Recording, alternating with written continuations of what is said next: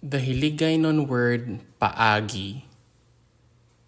Paagi in English means way, manner, method, mode, procedure, process, contrivance, means, medium, or to let pass, etc. Let us have the following example sentences. Dili maayo ang ila paagi sa pagpatindog sining taytay. Their way of building this bridge is no good. Paagi is a way and then pagpatindog is to like build or to put up. Sini is this and then a taytay is a bridge.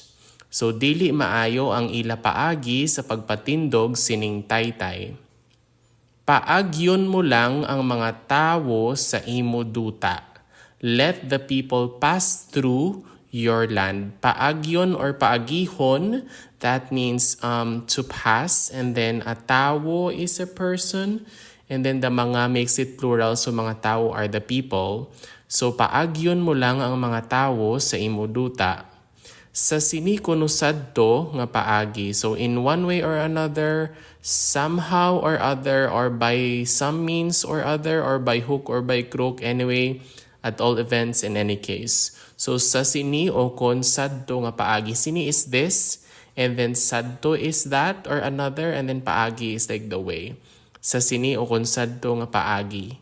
Ipaagi ina sa hukom. Let it be brought before the judge, or let the judge decide it. So a hukom is a judge, and then ina is that. So ipaagi ina sa hukom. And that is all about for our Hiligaynon word for the day, paagi.